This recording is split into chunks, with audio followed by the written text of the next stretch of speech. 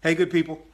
For those of you that have been around for a few years, like 2006 to be exact, you might remember back from the MySpace days, I started writing a book. And then in 2009, I published this book, If You Have Ears, Blogs, Rants, and Revelations. This book actually is no longer in print. I do have a few copies around the house, so no need to go and taking a look for it. But I was talking to a friend earlier today about this library of content that I've developed. And this book goes all the way back to 2009. When I picked it up and I started looking through it, I came across this chapter called The Main Event. And I started to read that. And honestly, it brought tears to my eyes. Not because it's so well written, but because the content is very personal and it challenged me in a way then, and it still challenges me in that way now. And I plan to read that here in the next few minutes for you guys. It's only 3 pages, really kind of like 2.5. So if you've got other stuff to do and you'd rather not listen to that, I completely understand. But if you have children, I really hope you hang around, particularly in this digital age we live in. It's for somebody that has a child, and I really hope it helps you. So without any further ado, I'm going to go ahead and read it. The chapter is The Main Event, 2.5 pages long. The Main Event. While my 2 youngest daughters were still toddlers, my wife and I went through a phase where we taped their every move. My 2 older children, by almost 10 years, are much less frequent co-stars. Camera shy, I guess. Either way, we now have stacks and stacks of tapes and DVDs that chronicle the childhood development of our children.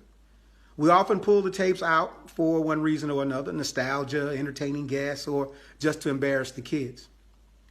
I'm sure we have, I'm sure we've watched those tapes close to 100 times, and we all usually laugh and have a good time. But one day, all of a sudden, the experience wasn't so pleasant for me anymore.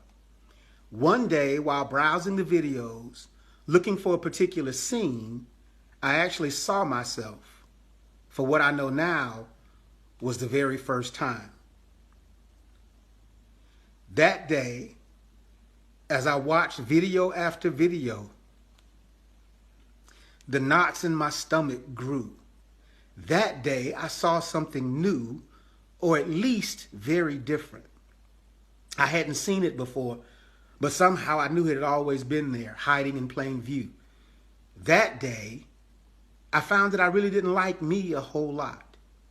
Well, more precisely, the current me found the old me overbearing, terse, and highly disagreeable.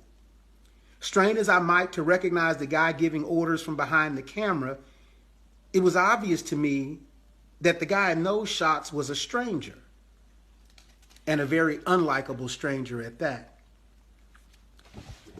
As I tuned in to pay closer attention, I found that scene after scene was interrupted and discolored by the insensitive growl of a very ignorant and apparently very angry young man.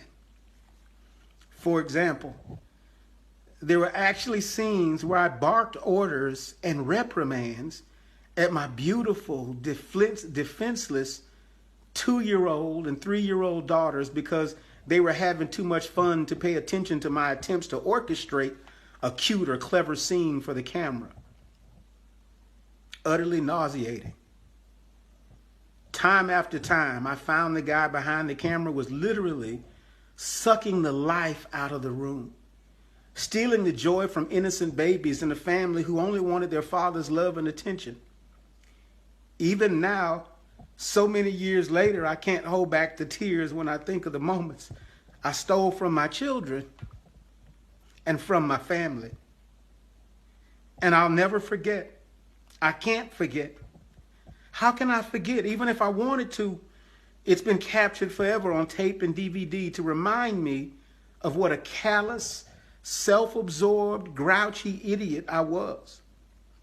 Although still very painful, that kind of perspective changed me instantaneously and permanently, even if not completely. Even though I continue to grow daily, I'm still prone to flashbacks. To be more responsible, I've now integrated the practice of rewinding and playing back my own actions and words in my mind as soon as they're recorded. I still screw up royally. But when I note what it is I've done, I try to correct it immediately. I'm still a work in progress. Please pray for me. And please pray that I have not permanently scarred my beautiful family. I have to get this right. It's a terrible feeling to look back at lost time. It's a harsh realization to recognize the magnitude and impact of your ignorance only after the fact. In this life, we don't get do-overs. I knew I could never recover those lost opportunities with my family, so I just gave as much of that guilt as I could to the Lord, and I committed to changing the rest of our lives. Once I was able to forgive myself, I immediately shifted my focus to my family, my actions, and my attitudes. Again, I'm still a work in progress, but I also wanted to share this new clarity with my friends and family. I wanted to stop the folks I cared about from doing the same to their families. I'm in tune now, and I can see people just like that angry person from my own videos. They're around everywhere I look. He's berating his son on the football field. She's impatiently scolding her children at the grocery store. He's calling his daughter hurtful names in front of her friends. She's scolding her son on the basketball court. Everyone should have the benefit of watching themselves on video as they interact candidly and uncensored with their loved ones. My prayer is that someone somewhere will read this or hear it and rethink their interactions with their family. Reconsider your tone, reconsider your facial expressions, reconsider the intimidation factor and the fear that might grip a child when attempting to approach you. Our children are not interruptions.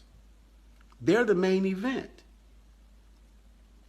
You may not be a star in the movie that's playing in your child's mind, but you do have a primary role in their script. Are you a hero or are you a villain?